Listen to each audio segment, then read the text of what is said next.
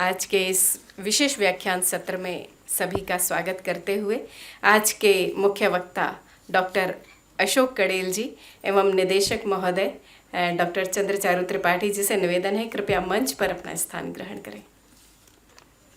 जैसा कि हम सभी जानते हैं कि आज ये विशेष व्याख्यान वास्तव में विशेष है, क्योंकि शिक्षा मंत्रालय और गृह मंत्रालय के सचिव द्वारा ये सभी संस्थानों, विश्वविद्यालयों, महाविद्यालयों को निर्देश प्राप्त हुआ है कि 50 वर्ष पूर्व 25 जून 1975 में जो इमरजेंसी आपातकाल लगाया गया था, तो उसमें किस प्रकार नागरिक अधिकारों का हनन हुआ था, संविधान का उल्लंघन हुआ था। तो एक प्रकार से और उसके बारे में विशेष तो हम लोग जानेंगे, पर यह उसी के बारे में हम सभी को जागरूक करने के लिए एक पूरा वर्ष, ये 50वां वर्ष इस उपलक्ष्य में मनाया जा रहा है कि हम सभी इस के प्रति जागरूक हों।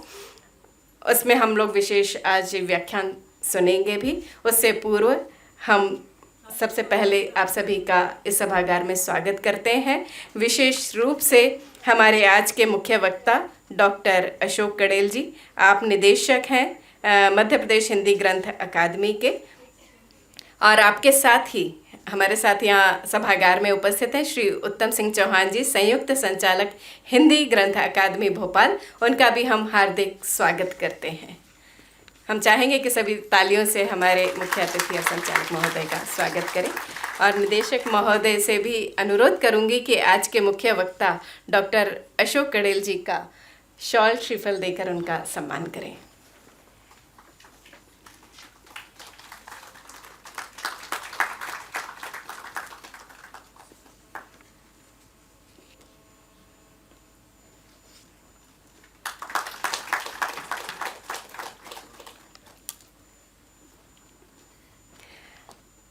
जैसा कि हमने पूर्व में ही बताया कि हम लोग यह वर्ष भर संविधान हत्या वर्ष के रूप में वर्ष भर हम लोग इसी के बारे में और ज़्यादा जानने और जागरूक होने के लिए कार्यक्रम करेंगे। कुछ दिनों पूर्व हम लोगों ने एक संक्षिप्त फिल्म देखी थी।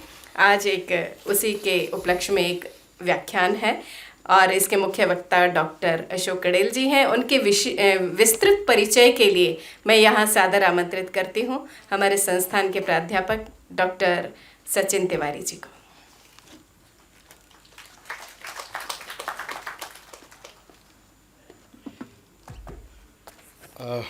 माननीय अशोक कड़ेल जी के परिचय तो मेरे को लगता है आज हम लोग सब अच्छे से जानते ही हैं, क्योंकि ज़्यादातर लोग मध्य प्रदेश के होंगे, कुछ लोग शायद बाहर के भी हो सकते हैं। श्री अशोक कड़ेल जी मूलतः उज्जैन के आप निवासी हैं। 20 वर्ष आपने वाणिज्य विषय का शिक्षक के रूप में अध्यापन का कार्य उज्जैन में किया है। 18 वर्ष तक आप वहाँ पे प्राचार्य भी रहे। विक्रम विश्वविद्यालय उज्जैन में 2003 से 2005 तक माननीय राज्यपाल द्वारा नामित कार्य परिषद सदस्य के रूप में आपने कार्य किया। सन 2012 में मध्य प्रदेश शासन द्वारा जीवन मूल्य आधारित 3 दिवसीय अंतर्राष्ट्रीय सेमिनार की आयोजन समिति के आप सदस्य रहे। सन 2016 में मध्य प्रदेश शासन द्वारा वैचारिक कुंभ में आयोजित समिति के आप सदस्य रहे। सन 2016 में उज्जैन में आयोजित सिंहस्थ की स्थानीय समिति के आप माननीय उपाध्यक्ष रहे। देश भर में राष्ट्रीय शिक्षा नीति 2020 के क्रियान्वयन को लेकर प्रवास व विभिन्न सेमिनार कार्यशाला में आपका आतिथ्य ये रहता है। सन 2020 से 2023 तक, और उसके बाद बीच में चुनाव आ गए थे, दिसंबर 2023 से वर्तमान तक मध्य प्रदेश हिंदी ग्रंथ अकादमी भोपाल के संचालक का दायित्व का आप निर्वहन कर रहे हैं। आप सबको शायद जानकारी होगी कि मध्य प्रदेश हिंदी ग्रंथ अकादमी ये मध्य प्रदेश सरकार का एक तरीके का पब्लिशिंग हाउस है, जो उच्च शिक्षा में सभी पुस्तकों का प्रकाशन अधिकृत रूप से करता है। अभी मध्य प्रदेश उच्च शिक्षा विभाग ने राष्ट्रीय शिक्षा नीति 2020 के क्रियान्वयन को लेकर शीर्ष समिति और क्रियान्वयन समिति बनाई है, उसके भी आप माननीय सदस्य हैं। मध्य प्रदेश शासन ने भारतीय ज्ञान परंपरा मध्य प्रदेश में लागू करने के लिए जिसमें कि बहुत सारा काम विभिन्न विभिन्न विश्वविद्यालयों में हो रहा है। सब विश्वविद्यालयों को अलग अलग विषय दिए गए हैं। उस भारतीय ज्ञान परंपरा शीर्ष समिति के भी आप सम्माननीय सदस्य हैं। शिक्षा और सामाजिक क्षेत्र में निरंतर आपकी सक्रियता ये रहती है और मध्य प्रदेश शिक्षा जगत में आपका अभी तक का योगदान बहुत अतुलनीय और अमूल्य है। मैं NITTR परिवार की ओर से आपका पुनः स्वागत करता हूँ।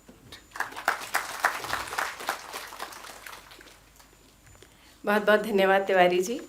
और अब मैं सादर आमंत्रित करती हूँ हमारे आज के इस मुख्य व्याख्यान के वक्ता डॉक्टर अशोक कड़ेल जी। आज का जो ये विषय है उसमें हमें ऐसा पता चला है कड़ेल जी स्वयं भी उस इमरजेंसी में जेल गए थे और हम चाहेंगे कि अपने वो अनुभव भी हम सभी से ज़रूर साझा करें। माननीय अशोक कड़ेल जी, बहुत बहुत स्वागत।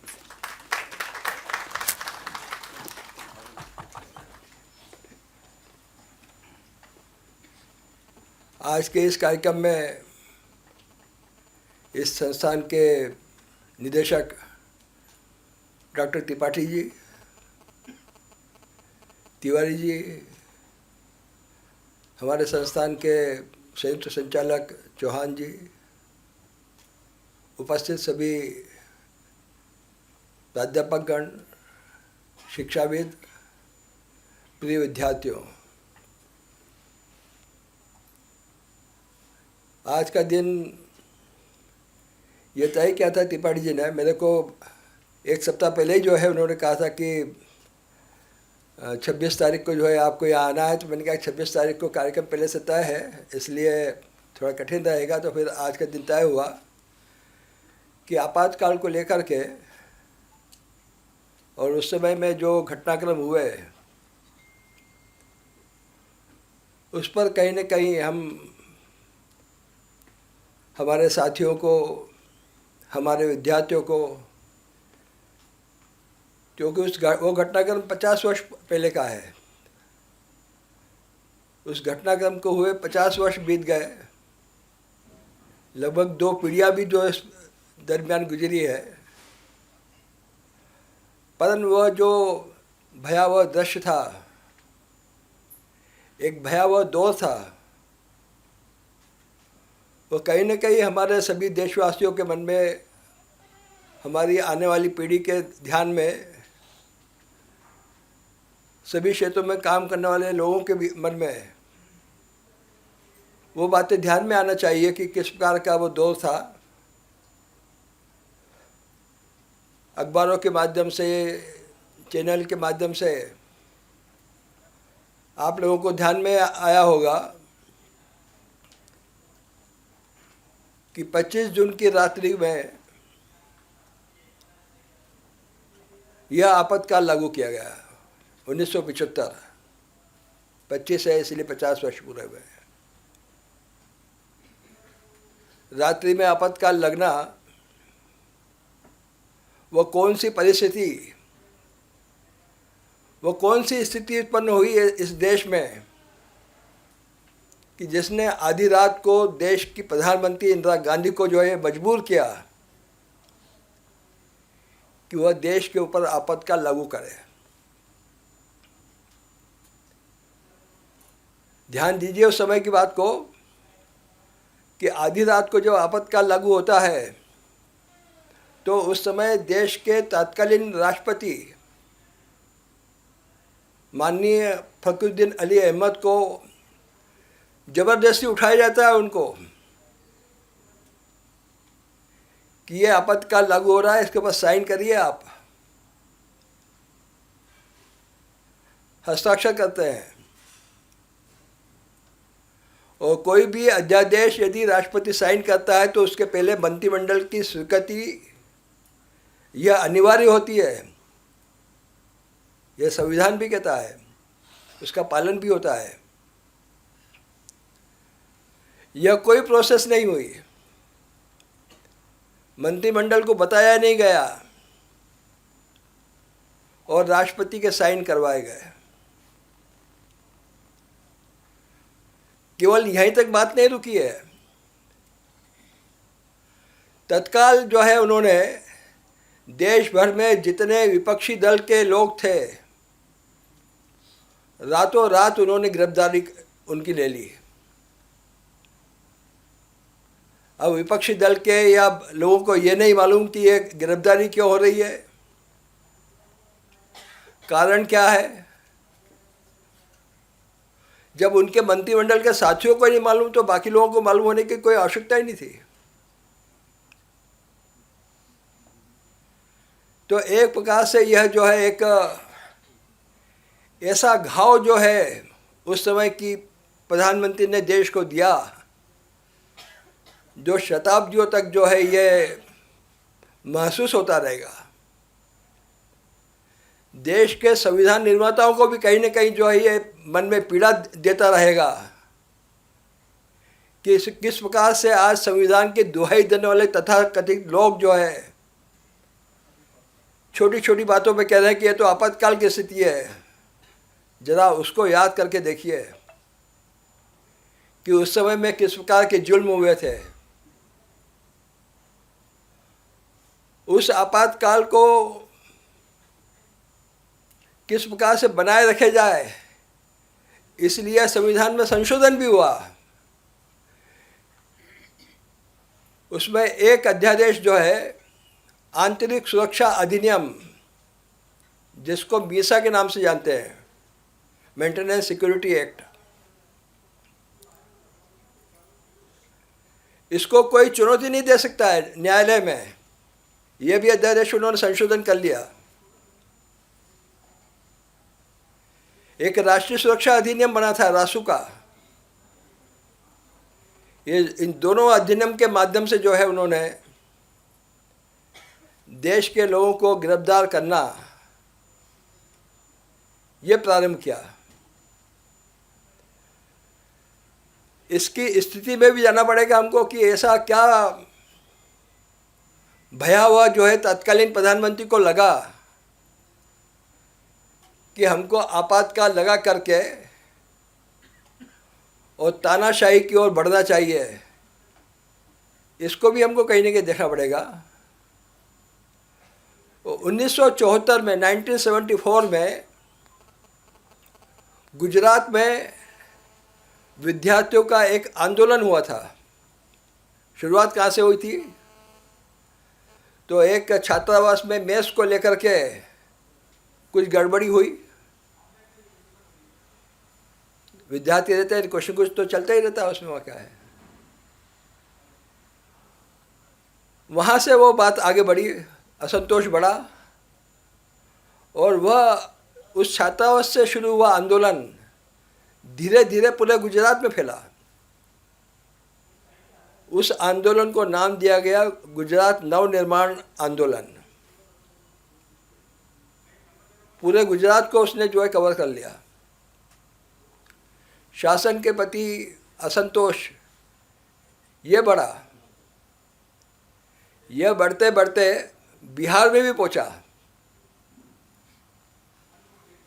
बाद में इस आंदोलन को बिहार आंदोलन के नाम से जानने लगे, पर मूल में जो है वो छात्रावास और उस छात्रावास में मेस में गड़बड़ी जिसके खिलाफ विद्यार्थियों ने जो है आंदोलन शुरू किया, ये वहाँ से शुरुआत हुई।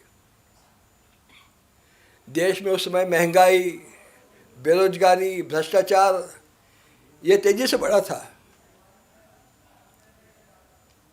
लोगों के मन में आक्रोश भी उत्पन्न हो रहा था शासन के खिलाफ। उस परिस्थिति में देश का एक बुजुर्ग नेता, हम उसको बुजुर्ग कह रहे हैं परंतु उस समय जो है उसको क्रांति का एक दूत जयप्रकाश नारायण जी का नाम आपने सुना होगा। उनसे निवेदन किया सभी विपक्षी दलों ने कि आप इस आंदोलन की कमान को संभालें। वो किसी पार्टी से जुड़े हुए नहीं थे। उन्होंने उसकी कमान अपने हाथों में ली और जब 25 जून की शाम को दिल्ली में जो एक बहुत बड़ा रैली हुई, सभा हुई, जिसका नारा पूरे देश में प्रसिद्ध हुआ कि सिंहासन खाली करो कि जनता आती है, बहुत तेज़ी से ये नारा आगे बढ़ा और लोगों को अपील करा। यह सब होते होते इसके मूल में एक 12 जून को 3 घटनाक्रम जो है इसमें इस घटना बातों को बढ़ाने में और योगदान देते हैं। 12 जून को एक घटना होती है कि कांग्रेस का कोई बड़ा नेता जो है उसकी मृत्यु होती है। उसी के साथ में 12 जून को एक सबसे बड़ी घटना, और वह घटना ये होती है कि उस समय विपक्षी दलों में एक राजनारायण जी जो है एक बड़े नेता हुआ करते थे, समाजवादी नेता हुआ करते थे। उन्होंने रायबरेली में इंदिरा गांधी के खिलाफ चुनाव लड़ा था, हार गए थे, इंदिरा गांधी जीत गई थी।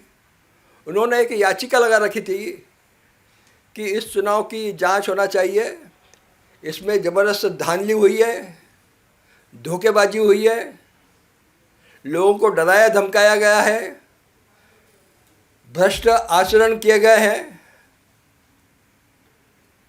इन सब बातों को लेकर के उन्होंने याचिका लगाई। उस याचिका को सुनने के लिए, उस याचिका में प्रधानमंत्री के बयान के लिए उनको भी कटघरे में खड़ा होना पड़ा, इंदिरा गांधी को। आप सोच सकते हैं कि वो न्यायाधीश कौन होगा। तो वो न्यायाधीश थे श्री जगमोहन जी सिन्हा, जिन्होंने इतनी हिम्मत करी कि तथ्यों के सही जांच करते हुए कि क्या क्या कदाचारण हुए हैं इस चुनाव में, और 5-6 घंटे तक इंदिरा गांधी को कटघरे में खड़ा रहना पड़ा। 12 जून को जब फैसला आया, थोड़ा आभास तो उस समय में इंदिरा गांधी को हो गया था कि कहीं न कहीं मामला गड़बड़ होने वाला है, और जिसने कुछ किया हो वो तो ज़्यादा डरता फिर कि मैंने ये सब हथकंडे अपनाए हैं चुनाव जीतने के लिए, और वो सब कहीं न कहीं हाई कोर्ट में साबित भी हो रहे हैं। तो 12 जून को वो दोपहर में परिणाम सुनाया जाता है, और परिणाम सुनाया जाता है कि प्रधानमंत्री इंदिरा गांधी अपना रायबरेली का चुनाव 6 वर्ष के लिए अयोग्य घोषित की जाती है, कदाचार का दोषी पाया जाता है। ये सारे बातें और उस निर्णय में सामने आती है, तेज़ी के साथ में फ्लश होती है। आज जैसे मीडिया, इलेक्ट्रॉनिक मीडिया तत्काल जो है सारी बातों को प्रसारित करता है, ऐसा कोई व्यवस्था नहीं थी। यूएनआई ने जो है तुरंत अपने माध्यम से और इस न्यूज़ को जारी किया, और उसमें उन्होंने आगे चुनाव लड़ने पर जो है इंदिरा गांधी के चुनाव लड़ने पर भी रोक लगा दी। अब सत्ता अपने हाथ में रहे, हमारी पार्टी के हाथ में रहे, यह कहीं न कहीं विचार स्वयं के मन में भी चला और उनके आसपास के जो लोग थे उनके मन में भी चला, और उनको लगा कि कहीं न कहीं कुछ न कुछ बात हमको करना पड़ेगी। तो तीसरी घटना जो हुई 12 जून की शाम को, गुजरात राज्य का चुनाव हारती है कांग्रेस पार्टी और इंदिरा गांधी। ये तीसरी घटना हुई 12 जून को ही। अब उसने कांग्रेस को थोड़ा सा बेचैन कर दिया। अब कैसे सत्ता हमारे हाथ में रहेगी, ये कहीं न कहीं एक भय मन में बैठ गया। R.K. धवन, उस समय के कांग्रेस के नेता, चौधरी बंसीलाल का नाम भी सुना होगा आपने, यह, और उनके सुपुत्र संजय गांधी का भी नाम आपने सुना होगा, जो अब इस दुनिया में नहीं है। इस तिकड़ी ने जो है इस प्रकार का वातावरण बनाया कि इसका एकमात्र हल जो है, उस समय पश्चिम बंगाल के जो मुख्यमंत्री थे, तत्कालीन मुख्यमंत्री, उन्होंने भी सुझाव दिया कि इसके लिए तो अच्छा है कि आपातकाल लगा करके जो है और शासन किया जाए। कहीं न कहीं इंदिरा गांधी को लगा कि यही एकमात्र रास्ता ऐसा है, और फिर जिस प्रकार से इन सब बातों के कारण देश में वातावरण बना कि उनको ये मजबूर होना पड़ा कि मैंने कहा कि 25 जून को दिल्ली में सभा हुई थी जयप्रकाश नारायण की अध्यक्षता में, जहां उन्होंने इस बात का आह्वान किया था जयप्रकाश नारायण ने कि सिंहासन खाली करो की जनता आती है, इसको लेकर के एक देशव्यापी आंदोलन की योजना बनी थी। तहसील में, जिले में, संभाग स्तर पर, राष्ट्रपति भवन के सामने जो है धरना प्रदर्शन, ये पूरे देश भर में होंगे। इस सारी योजनाओं ने जो है सत्ता की भूख कैसी होती है, उसने जो है इंदिरा गांधी को भी ये करने के लिए मजबूर कर दिया कि तानाशाही के रूप में जो है हम आपातकाल लगा करके और अपना कब्जा बनाए रख सकते हैं। क्योंकि इसी दरमियान एक बात और हो गई महत्वपूर्ण, हाई कोर्ट के इस फैसले के खिलाफ सुप्रीम कोर्ट भी गई कांग्रेस, इंदिरा गांधी भी गई। उनको लगा कि हो सकता है कि सुप्रीम कोर्ट से हमको कोई राहत मिल जाए, तो थोड़ी राहत जरूर मिली। जब जजमेंट दिया सुप्रीम कोर्ट ने, तो उस जजमेंट में ये लिखा कि प्रधानमंत्री के तौर पर तो वो बनी रहेंगी, संसद में जा सकती है परंतु संसद में बोल नहीं सकती है, और यदि किसी बात पर मताधिकार का बात आया तो मत देने का अधिकार भी इंदिरा गांधी को नहीं रहेगा। अब कोई व्यक्ति बेताज बादशाह के रूप में काम कर रहा हो और उसको उसके हाथ पर बांधने की कोशिश हो, तो ये तो वो सहन नहीं कर सकती थी। तो उन्होंने एकमात्र निर्णय लिया कि हम आपातकाल लगा करके, इसलिए 25 जून की रात्रि में आपातकाल लगा, परंतु उसकी घोषणा 26 जून को सुबह की गई। और राष्ट्रपति जब भाषण देते हैं आपातकाल के लिए, तो क्या भाषण देते हैं? फखरुद्दीन अली अहमद जी, बांग्लादेश से युद्ध हुआ है, पाकिस्तान से भी हमारी जरा युद्ध की स्थिति चल रही है, देश में अशांति हो रही है, इसलिए आपातकाल लगाना जरूरी हो रहा है। उन्होंने ये नहीं कहा कि आधी रात को जबरन मेरे को उठाया गया है, उन्होंने यह नहीं कहा कि मुझे जबरन मेरे को अध्यादेश पर हस्ताक्षर करवाए हैं। इतना उनको भी डरा दिया गया था कि एक देश का प्रथम नागरिक राष्ट्रपति भी जो है उस सही बात को रखने में संकोच कर रहा था, डर रहा था, क्योंकि वो जान रहा था कि सारे सत्ता के सूत्र किसके हाथ में है। मैं राष्ट्रपति हूँ, परंतु सत्ता के सारे सूत्र तो प्रधानमंत्री के हाथ में चले गए हैं। इसलिए उन्होंने जो है घोषणा के समय में ये बात कही। नागरिकों के मौलिक अधिकार ये छीन लिए गए उस समय।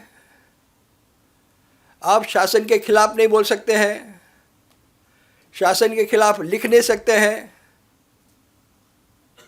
आप शासन के खिलाफ जो है कहीं आना जाना करना चाहे तो आना जाना नहीं कर सकते हैं। ऐसे जो मौलिक अधिकार जो एक नागरिक को प्राप्त होते हैं, वो मौलिक अधिकार समाप्त कर दिए गए। इस आपातकाल के 21 महीने के दरमियान रहा, 21 महीने आपातकाल रहा है। 25 जून 1975 से 21 मार्च 1977 1977, ये 21 माह जो है वो आपातकाल रहा। और इस 21 माह में 46 संशोधन संविधान में ये किए गए, 46 अध्यादेश पारित हुए हैं इस 21 माह के दरमियान। सोच लीजिए आप कि जो आज संविधान की दुहाई दे रहे हैं और संविधान को प्रति लेकर के घूमते फिरते हैं, संविधान देता नहीं है, वो खोखला जो है खाली एक कवर लेकर के घूमते हैं। उनके आकाओं ने क्या काम किए थे ये कहीं ना कहीं हमको देखने की और सोचने समझने की आवश्यकता है। 26 अध्यादेश पारित किए उन्होंने 1975 में। 1976 में 16 अध्यादेश पारित किए उन्होंने, और 1977 में 3 माह में जो है 6 अध्यादेश, ऐसे 48 जो है संविधान में संशोधन इस अध्यादेश के माध्यम से ये हुए। कौन से संविधान के दुहाई दे रहे हैं ये आजकल के विपक्षी दल के कांग्रेस के नेता कि संविधान की हत्या हो रही है? संविधान की हत्या तो आप पहले कर चुके हैं।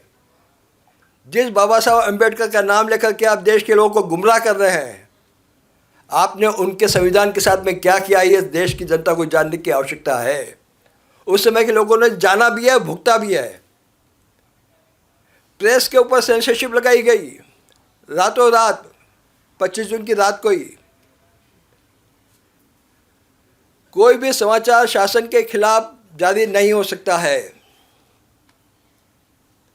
अब आर्डर तो जा नहीं सकता था रातों रात में। बड़े जितने प्रेस थे, अखबार वाले थे, उनकी लाइट काट दी गई। और जो अखबार ऐसे थे कि सही को सही लिखने की हिम्मत वो रखते थे, उनको भी रातों रात उठा लिया गया, जेल में डाल दिया गया। कई अखबार ने अपने संपादकीय खाली छोड़ दिए। किसी ने काला अखबार काला पेश करके छोड़ दिया। यह थी प्रेस सेंसरशिप कि शासन के खिलाफ आप किसी भी हालत में कोई भी शब्द नहीं लिख सकते हैं। यहाँ तक बात नहीं रुकी तो 4 महत्वपूर्ण पद, राष्ट्रपति, उपराष्ट्रपति, प्रधानमंत्री और लोकसभा का अध्यक्ष, इसके चुनाव को भी कोई चुनौती नहीं दी जा सकती है कोर्ट में। ये भी उन्होंने पारित कर लिया। यह स्थिति उन्होंने जो है उस समय में संविधान की बना दी और देश को चलाने की कोशिश की। यह स्थिति संविधान के साथ में बनी और कुल मिलाकर के कांग्रेसी शासनकाल में लगभग 80 से भी अधिक जो है संविधान में संशोधन ये हुए हैं। आज जब प्रश्न खड़ा किया जा रहा है कि आपातकाल में समाजवाद शब्द, आपातकाल में जो है, और ये शब्द जब जोड़ा गया, धर्मनिरपेक्ष शब्द जो जोड़ा गया, इसकी चर्चा की बात यदि किसी ने शुरू करी तो आज के बड़े बड़े कांग्रेसी नेता कहने लगे कि ये तो संविधान की हत्या करने की कोशिश कर रहे हैं। अरे उन्होंने ये जुड़ा कहाँ पर है? ये आपातकाल में ये 2 शब्द जुड़े थे, उस पर पुनर्विचार, उस पर चर्चा की बात कर रही है। अभी हटाने की बात तो आई नहीं है।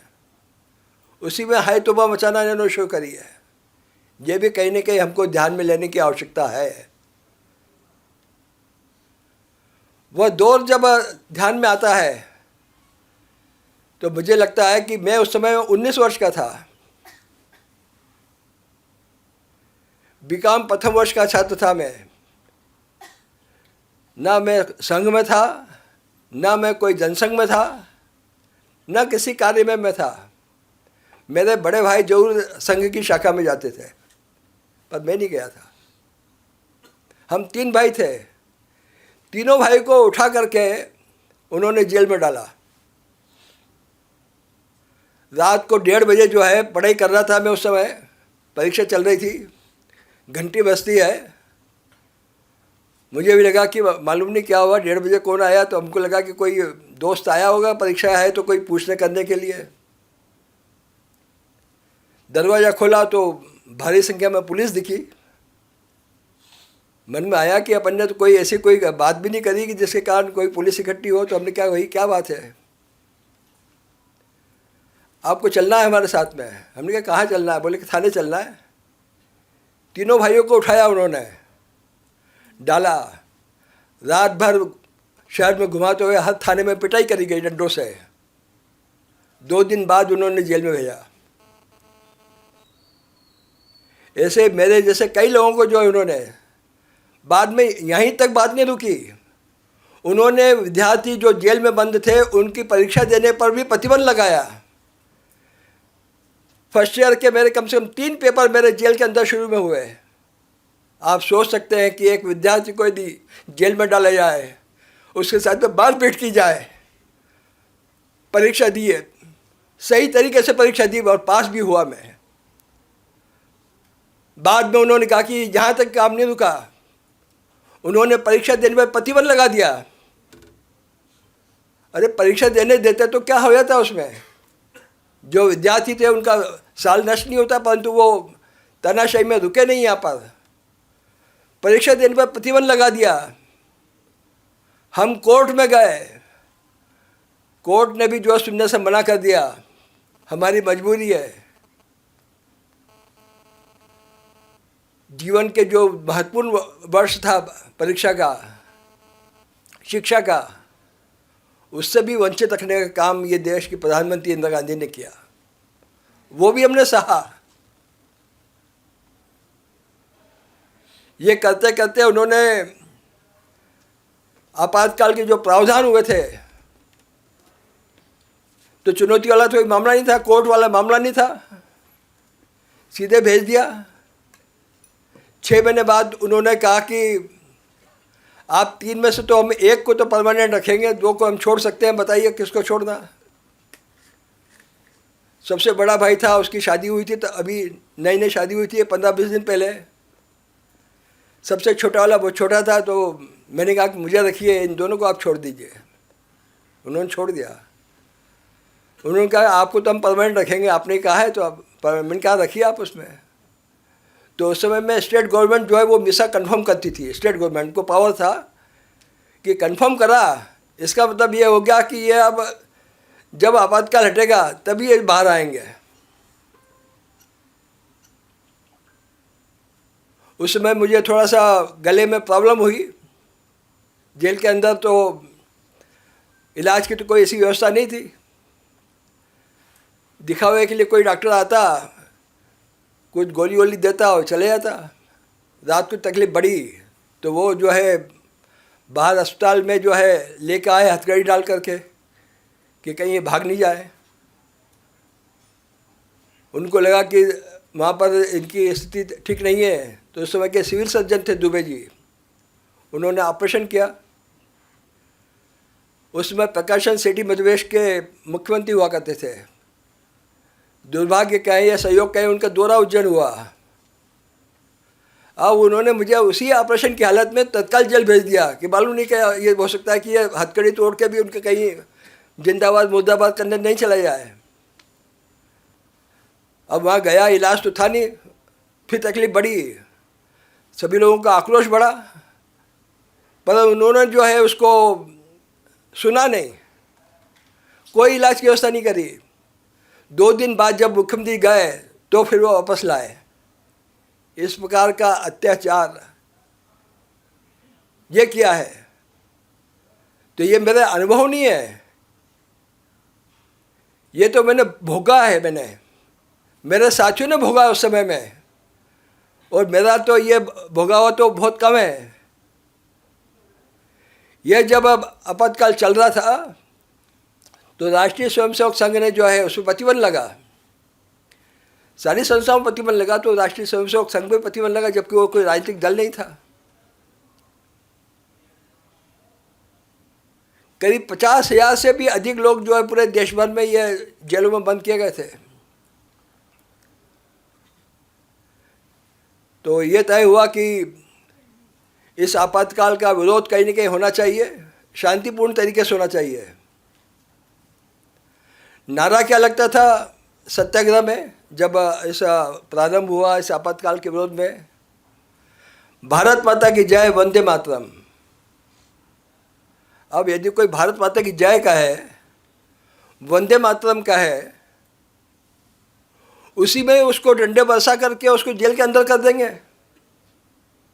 कोई इंदिरा गांधी के खिलाफ नारे नहीं लगे, कोई कांग्रेस के खिलाफ नारे नहीं लगे। नारे केवल 2 ही थे, भारत माता की जय, वंदे मातरम। आज तो शासन के खिलाफ में बहुत सारी बातें होती है, शासन के खिलाफ होते होते देश के खिलाफ भी होती है। फिर भी जो है वो बड़े अकड़ से जो है बात कहते हैं कि ये तो हमारा अधिकार है। तो उस समय क्या था?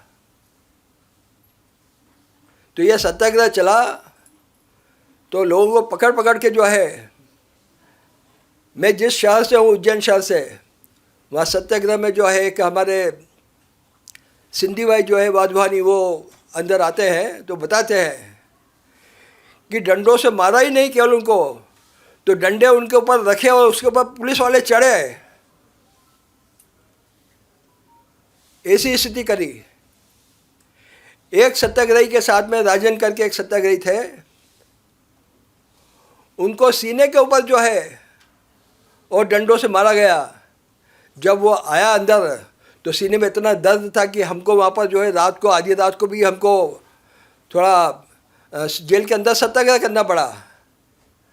रात को 1:30 बजे जो है वो एसपी अंदर आते हैं, जेल अधीक्षक अंदर आते हैं। हमने कहा देखो क्या स्थिति हो रही है। ऐसा अत्याचार जो है ये देश में जो जिन्होंने सत्याग्रह किया, जिनको जेल जाना पड़ा, उनके साथ हुआ है। ऐसे बहुत घटनाक्रम है। यदि मैं इन घटनाक्रम में बोलना चाहूँ तो सुबह से शाम भी हो जाएगी तो भी घटनाक्रम समाप्त नहीं होने वाला है। मेरे भाई को मेरे सामने जो है रखा गया और उसके ऊपर पहले साइकिल रखी, साइकिल से नहीं रखा तो फिर मोटरसाइकिल रखी कि बताओ इनके दोस्त कौन है, पर्चे कौन छापते हैं, शालिग्राम कौन है। शालिग्राम जी उस समय जिला प्रचारक थे। कहाँ रहते हैं? संघ की कार्य पद्धति उस समय में बहुत बड़ी काम आई। घर घर जाने की एक जो परंपरा संघ में है कि भाई संपर्क जो बनता है, उसके कारण जो है सारे प्रचारकों को किसी न किसी घर में रहना करना के कारण जो है पुलिस को ये पता नहीं लग पाता था। और संघ के प्रचारक तो जो है वो अपने चमक दमक से तो दूर रहते हैं, कोई अखबार भी नहीं है, नाम से जानते हैं कि ये फलाने साहब है, ये शालिग्राम जी है, पर वो कौन है, उनका चेहरा क्या है, उनका फ़ोटो क्या है, ये उनको ध्यान में नहीं रहता है। तो घर घर में संपर्क के कारण जो है किसी भी घर में जाकर रुक जाना, किसी भी घर में जाके खाना खाना। एक बार तो एक वहाँ पर गंगा घाट है, वहाँ एक बैठक थी उज्जैन में। पुलिस को कहीं हवा लगी कि कोई बैठक हो रही है। अब कैसे मालूम पड़े तो संघ में जो है एक परंपरा, जो संघ से जुड़े हुए हैं उनको ध्यान में होगा कि जूते जो है पंक्तिबद्ध उतारते हैं। तो बाहर उनको जूते पंक्तिबद्ध दिखे। किसी ने कहा कि भाई कोई बैठक नहीं, पर पंक्ति दिखे। उनका नहीं, ये संघ की बैठक हो रही है। तो इस प्रकार से जो है और कैसे हम इस सत्याग्रह को समाप्त करें। पूरे देश भर में सत्याग्रह चला और सत्याग्रह चलाने वाला, इसको लीड करने वाला एकमात्र कोई सबसे बड़ा संगठन था तो वो राष्ट्रीय स्वयंसेवक संघ था। क्योंकि बाकी इतनी क्षमता, इतनी व्यवस्थाएं, इतने जो है समर्पित कार्यकर्ता जो अन्य संगठनों के पास नहीं थे। तो इतने अत्याचार संघ के स्वयंसेवकों ने, जनसंघ के कार्यकर्ताओं ने सहे, अन्य विपक्षी दलों के कार्यकर्ताओं ने भी सहे। और उसका परिणाम ये हुआ कि उनको जनवरी माह में जो है 1977 में आपातकाल को हटाना पड़ा। तो आपातकाल ऐसे हटा नहीं है। और इसी दरमियान की एक बात आप ध्यान में लीजिए कि ये जो तिकड़ी थी,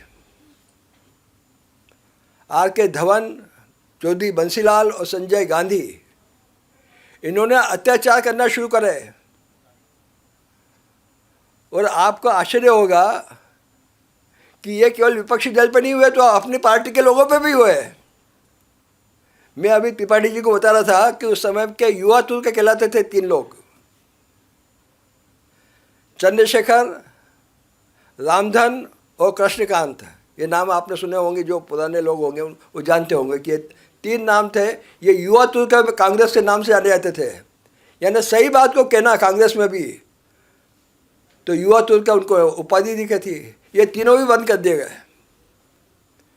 मैं भेदुगढ़ जेल में बंद था तो पास में एक आगर स्थान था, तहसील, अब तो जिला बन गया वो।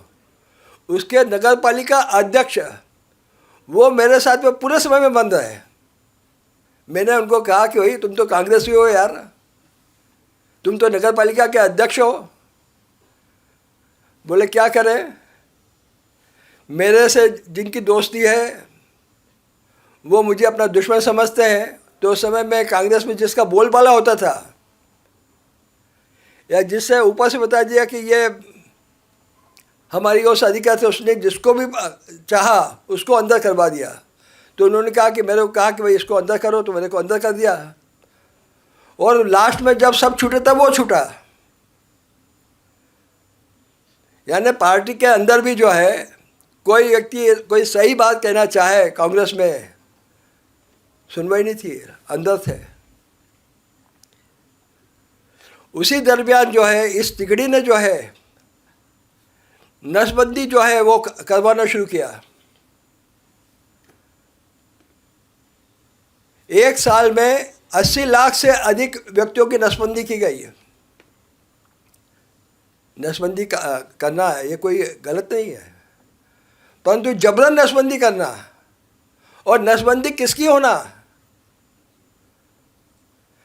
तो टारगेट दिए गए विभागों को, और टारगेट दिए तो टारगेट जिनको दिए गए वो समझते कि यदि टारगेट मैंने पूरा नहीं किया तो मुझे मेरी सर्विस से हाथ धोना पड़ेगा। कई लोगों को सर्विस से जो है हाथ धोना पड़े, तो वो समझ गए सरकारी कर्मचारी, सरकारी अधिकारी के भी टारगेट पूरा करना है। तो जो हाथ में आया, जो पकड़ में आया, नौजवान है, जिसकी शादी नहीं हुई है, युवा है, मुझे बताया गया कि कई साधु संत जो है वो अयोध्या में उनको पकड़ा तो साधु संत भागे। 2000 जो है एक साल में 2000 नसबंदी के ऑपरेशन अनसक्सेस होकर के वो मर गए। ऐसा भीषण अत्याचार ये पूरे देश भर में चला।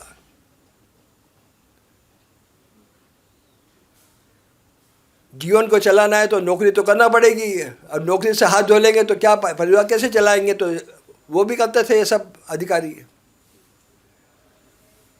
अब ये करते करते जब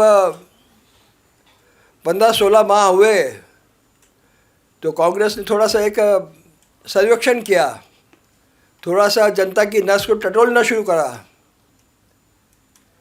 कि ज़रा हम देखें इसका कि क्या स्थिति है। तो अब जब डंडा राज चल रहा हो, जंगल राज चल रहा हो, अत्याचार हो रहे हैं, तो कोई ये पूछे कि भाई इंदिरा गांधी काम कैसे कर रही है, तो किसकी मजाल है, किसकी हिम्मत है कि वो ये कहते कि नहीं साहब अत्याचार हो रहा है। अरे बहुत अच्छा हो रहा है, शांति है, ट्रेन समय पे चल रही है, गुंडागिर्दी नहीं हो रही है, सब दूर शांति है।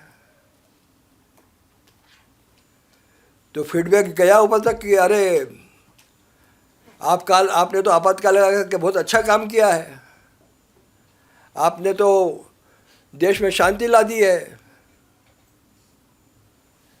बेईमानी, भ्रष्टाचार ये सब खत्म हो गए हैं, महंगाई नहीं रही है। उनको लगा कि अब तो जनता हमारे साथ में आ गई, तो अब तो चुनाव कराना चाहिए। पर वो ये नहीं जानते थे कि हमारे जो जय जयकार करने वाले लोग हैं वो कितनी सही जानकारी मेरे को दे रहे हैं, क्योंकि उनके आसपास के लोग भी तो डरे हुए थे कि यदि इनको सही बता देंगे तो हमारी भी स्थिति वही होने वाली है जो विपक्षी दलों की हुई है। तो सही बोलने की हिम्मत उनके आसपास वाले लोगों को भी नहीं हुई। और ये जो फीडबैक आया, इसको भी जानने की कोशिश नहीं करी कि ये फीडबैक सही आ रहा है या गलत आ रहा है। इंदिरा गांधी को लगा कि ये सही समय है कि चुनाव करवा लिया जाए, ताकि हम पूरे विश्व को भी बता सकें कि देखिए देश में तो प्रजातंत्र है।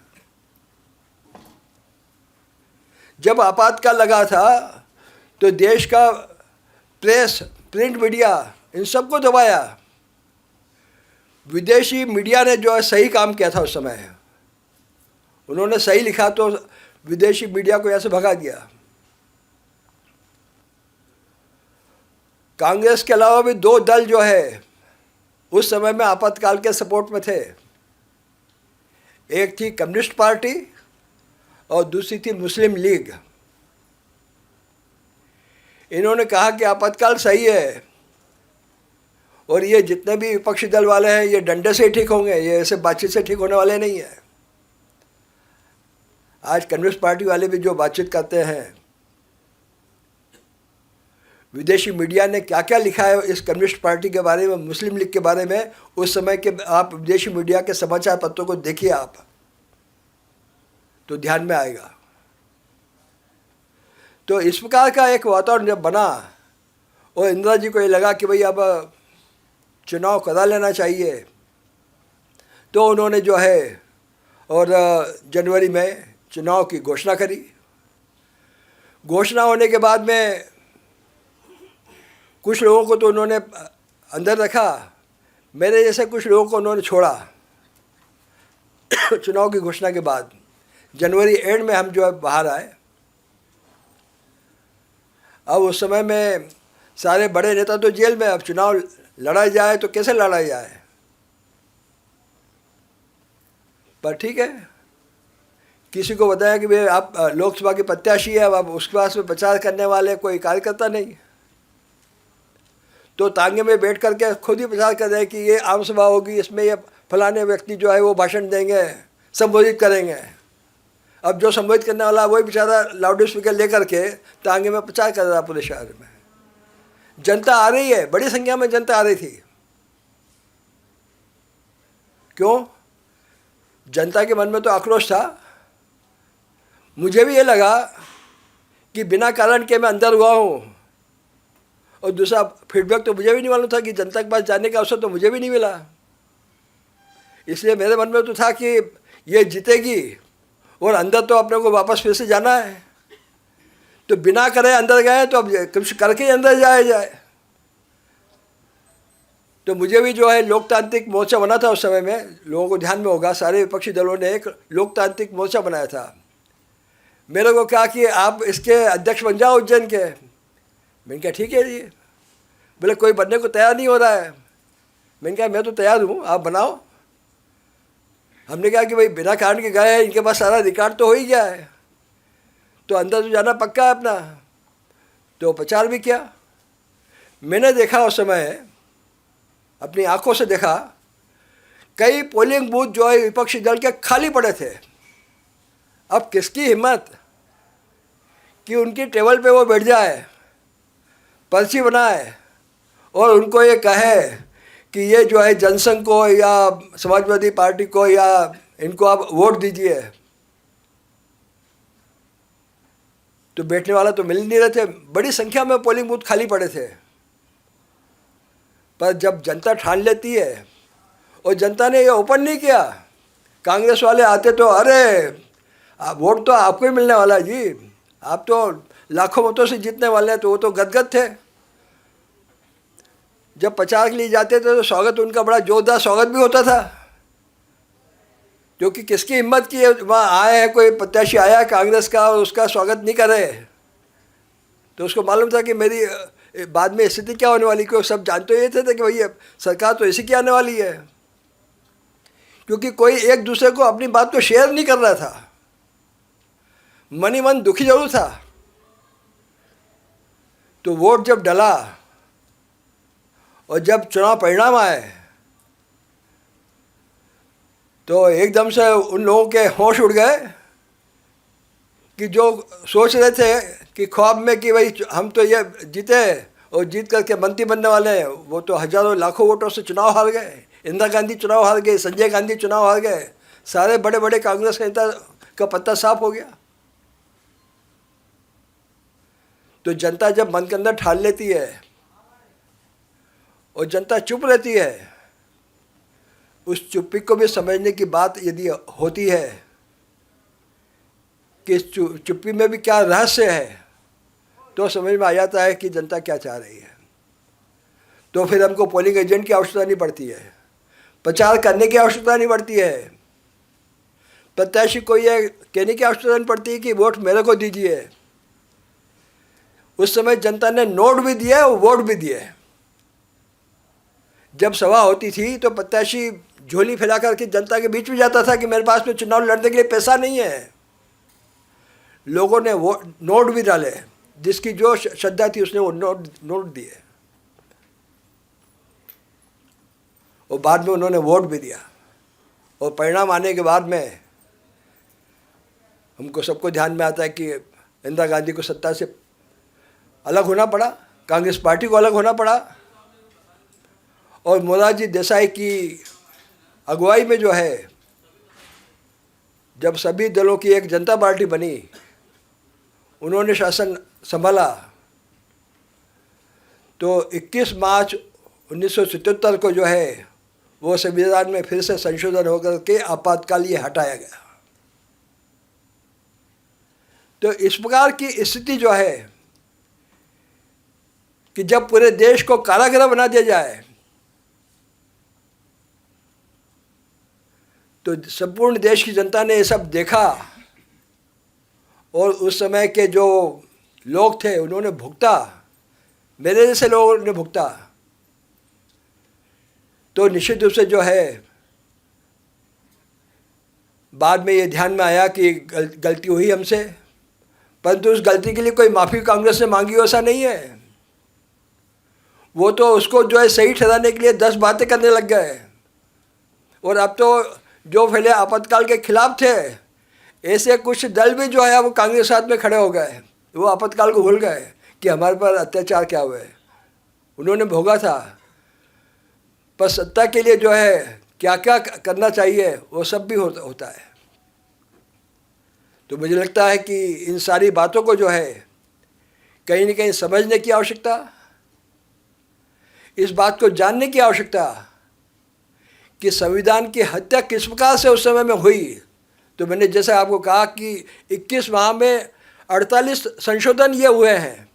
आप सोचिए आप कि 21 माह में 48 संशोधन यदि संविधान में हो जाए तो संविधान की स्थिति क्या रहेगी।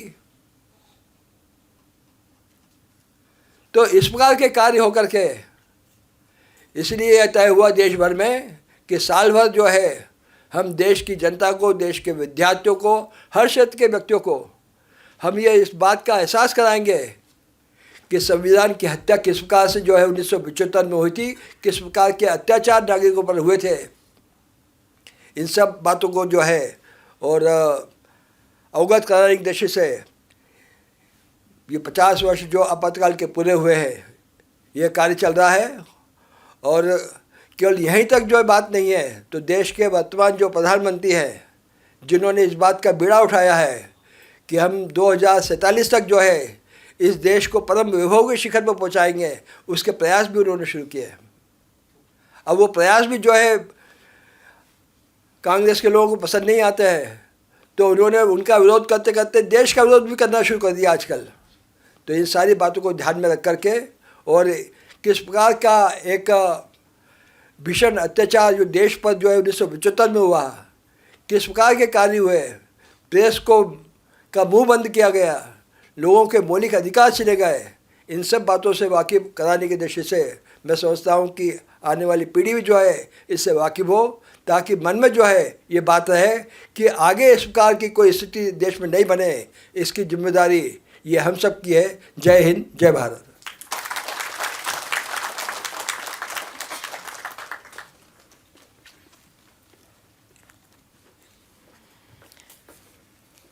अशोक जी के वाकई इतने हृदय विदारक अनुभव सुनकर वाकई दिल पीड़ा से भर जाता है। और जो हमारे मंत्रालय का भी ये उद्देश्य है कि वाकई ये हमारा इतिहास है जिससे शायद हम लोग तब पैदा नहीं हुए होंगे, तो हम अपने उस इतिहास से ना वाकिफ़ ना रहें, उन सब के बारे में जानें और आगे के लिए हम सभी जागरूक बने और ऐसी स्थितियों से किस तरह से हमें बचना है और अपने मौलिक अधिकारों के प्रति जागरूक रहना है, उसके प्रति सजग बनाने के लिए वाकई हमारे लिए यह बहुत संवेदनापूर्ण अनुभव हम लोगों ने सुने। और जैसा कि हमने बताया कि पहले एक इस पर शॉर्ट फिल्म भी बनी है और कुछ दिन पहले यहाँ पर उसका हम सभी ने देखा भी था। हम चाहेंगे कि वह फिल्म 5 मिनट की फिल्म है, हम सभी मिलकर उस फिल्म को एक बार फिर से देखें। जी। Good morning sir. Good morning, good morning. Sir, ये संविधान हत्या दिवस क्या है? सर, पर आपने तो कहा था कि कॉन्स्टिट्यूशन सुप्रीम है, तो उसकी हत्या कौन कर सकता है? लगता है सर से कोई स्पेलिंग मिस्टेक हो गई है। मिस्टेक मुझसे नहीं, 1975 में इस देश को चलाने वालों से हुई है, जिसकी सोच में डेमोक्रेसी के लिए जरा भी रिस्पेक्ट नहीं थी। बच्चों, भारत को आज विश्व में मदर डेमोक्रेसी कहा जाता है। हजारों वर्षों से हमारी परंपरा लोक शक्ति की तरह है। और अरे हाँ विशाल, अंदर से मेरा लैपटॉप लेके आ। तो बच्चों, 1947 में हम आजाद हुए, फिर डॉक्टर भीमराव अंबेडकर जी ने हमें हमारा संविधान दिया। और सर, संविधान की हत्या कैसे हुई? तुम्हें बहुत जल्दी है, रुको जरा, सब्र करो। लगता है तुम लोगों को अच्छी तरह समझाने के लिए मुझे जरा पीछे चलना पड़ेगा। बैठो बैठो बैठो बैठो। अरे वाह, ये लो, लैपटॉप भी आ गया। देखो बच्चों, 1971 में प्रधानमंत्री इंदिरा गांधी थी। उन्होंने चुनाव प्रचार के दरमियान अपने चुनाव क्षेत्र रायबरेली में अपने फायदे के लिए सरकारी मशीनरी का गलत इस्तेमाल किया, और वो अदालत में साबित भी हुआ। और 12 जून 1975 को इलाहाबाद हाई कोर्ट ने प्रधानमंत्री इंदिरा गांधी को दोषी करार दिया। ओह, तो उन्हें सजा मिली क्या? मिली ना। कोर्ट ने 6 साल के लिए उनके चुनाव लड़ने पर रोक लगा दी। तो फिर वो पीएम नहीं रही? अरे श्रीमती गांधी अपनी सत्ता कभी छोड़ना ही नहीं चाहती थी, तो देश भर में उनके खिलाफ आंदोलन उठे। और 50 साल पहले ठीक आज ही के दिन, यानी 25 जून 1975 को दिल्ली के रामलीला मैदान में भारत रत्न जयप्रकाश नारायण ने एक ऐतिहासिक रैली की, जहां अपने राष्ट्र कवि रामधारी सिंह दिनकर की पंक्तियां खूब गूंजी। सिंहासन खाली करो, जनता आती है। फिर सर? फिर क्या?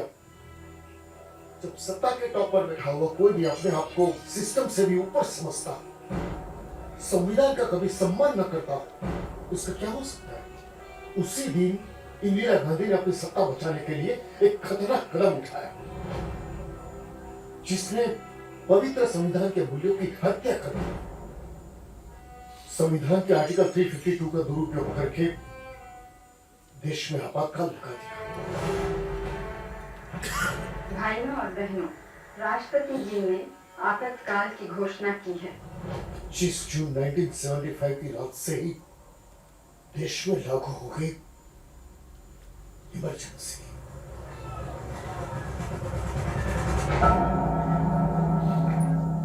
इमरजेंसी में क्या हुआ था सर? देखो बेटा, एक दिन सुबह उठकर ना तुम्हारा मोबाइल चले, ना टीवी चले, ना रेडियो पे न्यूज आए, सोशल मीडिया पे ना कोई पोस्ट डाल सको, ना कोई स्टोरी बना के रख सको, तो क्या होता? अरे बाप रे! हाँ, वैसा ही हुआ था। उस समय ना इंटरनेट था, ना मोबाइल। रातों रात कई न्यूज़पेपर प्रेस की बिजली काट दी, ताकि दूसरे दिन अखबार न छपे। अरे कई नेताओं को जेल में डाल दिया। वाकई हमें जागरूक बनाने के ये वाकई हमारे लिए जो मंत्रालय के निर्देश हैं, इस पर हम सब चलें। इसी अवसर पर मैं चाहूँगी कि हमारे संस्थान के निदेशक महोदय प्रोफेसर चंद्रचारू त्रिपाठी जी हम सभी को उद्बोधित करें। प्रोफेसर त्रिपाठी जी।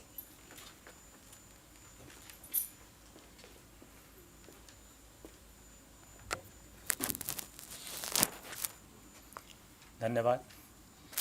आज के इस कार्यक्रम के मुख्य उद्घोषक और श्री अशोक कड़ेल जी, जो हम लोगों के मार्गदर्शक भी हैं और एक जिस कार्यक्रम में हम बैठे हैं उसके भुक्तभोगी भी। मुझे थोड़ी थोड़ी सी याद है उन दिनों की। मैं 7वीं कक्षा में था। उस समय देश में संसाधन का इतना विकास भी नहीं हुआ था और समाचार और सब चीज़ें लोगों तक पहुंच पाए ये तो बहुत मुश्किल था। गाँव तक तो अखबार भी नहीं आते थे। गांव के कुछ पास के 10-15 किलोमीटर 20 किलोमीटर की दूरी पे छोटे छोटे बाज़ार में कहीं कोई एक आध अखबार आता था, उसको लोग घूम घूम के पढ़ते थे, वो सब भी बंद हो गया था। हम लोग क्यों यहाँ पे आज बैठे हुए हैं, ये विषय बहुत ही इम्पोर्टेंट है।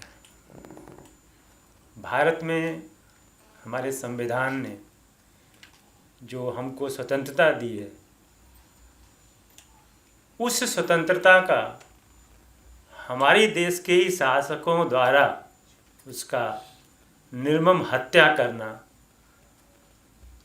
और उसके सापेक्ष के रूप में ये तिथि थी जब ये आपातकाल की स्थिति लागू की गई। गांव में उन दिनों रेडियो भी बहुत कम हुआ करती थी और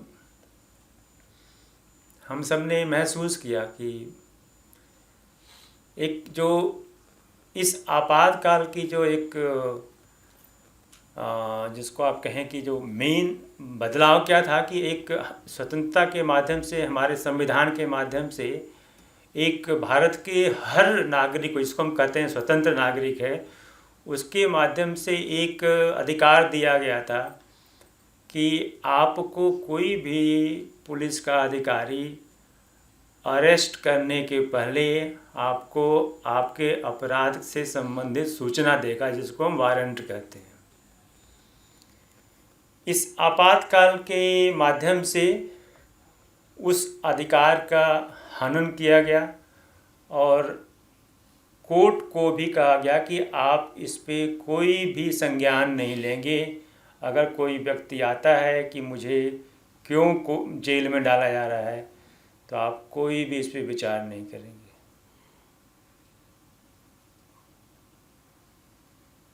जिस संविधान के लिए देश के लोगों ने जितनी बड़ी बड़ी बलिदानियाँ दी, उस संविधान का हत्या किया गया था। और हम सभी लोग कहते हैं कि हम स्वतंत्र भारत के स्वतंत्र नागरिक हैं। उस विशेष अधिकार का हनन किया गया था। इसलिए आज के दिवस की एक विशेष हम सबको जानने का अधिकार है, हमें जानना चाहिए। अभी मैं कुछ दिन पहले पढ़ रहा था, करीब एक हफ्ते पहले एक अखबार की रिपोर्ट थी जिसमें ये कहा गया आज के दिन में भारत की जो लोकतंत्र है वो विश्व का सबसे बड़ा लोकतंत्र होने के साथ साथ विश्व का सबसे मजबूत लोकतंत्र है।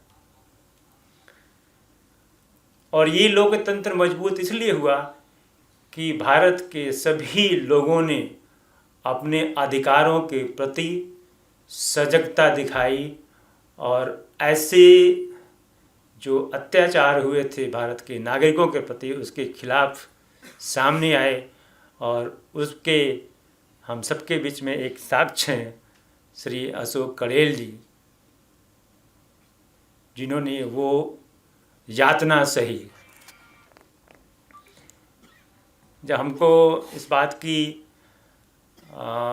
जानकारी हुई कि हमें इस तरह के एक कार्यक्रम करना चाहिए जिसमें कि इस बात को हमारी जो पीढ़ी है, हमारी जो भावी पीढ़ी है विशेषकर, उनको अपने अधिकारों के प्रति हम उनको और सचेत कर सकें और उनको उनके अधिकारों से ठीक से समझा सकें, बता सकें कि अपने अधिकारों के प्रति कैसे जागरूक रहना है।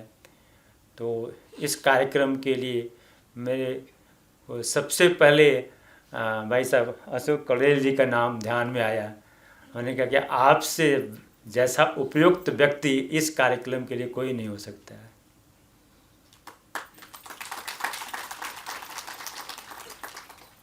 मैं भाई साहब का सहृदय धन्यवाद देता हूं कि आपने हमारे मैंने पिछले सप्ताह भी कोशिश की चाहा, लेकिन आपकी अत्यंत व्यस्तता होने के कारण आप हमारे को समय नहीं दे पाए। आप हमारे आज इस बुलावे पे आए और हम सबको आपने संबोधित करके अपने, जैसे आपने कहा कि हम तो ना केवल अनुभव है बल्कि भुक्तभोगी हैं। आप समझ सकते हैं किसी व्यक्ति को अकारण कोई आधे घंटे रोक भी ले, बैठा ले और चाहे उसके बाद छोड़ दे, ऐसी मतलब कितना कष्ट होता है। लेकिन आपको बिना कारण बताए 21 महीने जेल में रखा गया और उसके बाद कोई सुनवाई नहीं हो, कोई सुनने वाला नहीं है, क्योंकि कोर्ट के पास भी वो अधिकार नहीं है जहां हम अपने अधिकारों की रक्षा के लिए जा सकते हैं। हम भाई साहब की बात को सुन करके वो पीड़ा महसूस कर रहे थे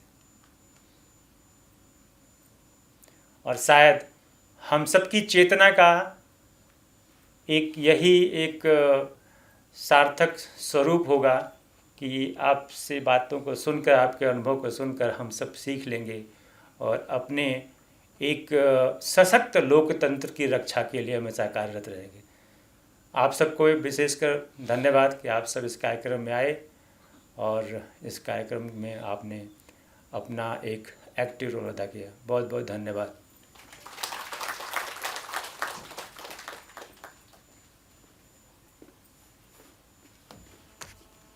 बहुत बहुत धन्यवाद निदेशक महोदय। वाकई अभी आज जो इस कार्यक्रम के ज़रिए हम लोगों को चीज़ें पता चली, हम लोगों ने सुनी ज़रूर थी, पर वाकई उसका जीवंत उदाहरण जब किसी व्यक्ति के रूप में वो जिसने झेला हो, उस पीड़ा को महसूस करना वाकई हमको अंदर तक हिला रहा है। और वाकई हम अपने उद्देश्य भी यही है कि हम अपनी युवा पीढ़ी को अपने अधिकारों के प्रति और अपने इतिहास से परिचित कराते हुए अपने अधिकारों के प्रति जागरूक बना सकें। यही इस कार्यक्रम की सार्थकता भी होगी और आगे भी इस तरह के कार्यक्रम जारी रहेंगे, क्योंकि यह वर्ष भर ये कार्यक्रम चलेंगे। और अब आज के इस कार्यक्रम के समापन पर मैं सभी से अनुरोध करूंगी कि कृपया अपने अपने स्थान पर खड़े हो जाएं, क्योंकि आज के कार्यक्रम का समापन हम राष्ट्रगान से करेंगे।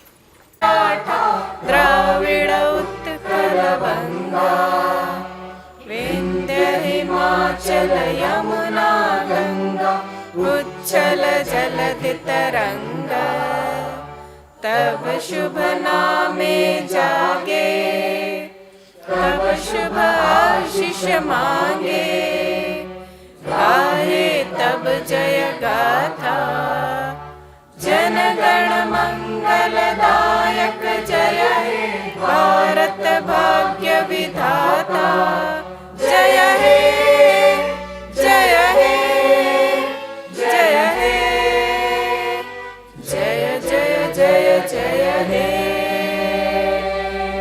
भारत माता की, भारत माता की, भारत माता की। जय हिंद, जय भारत।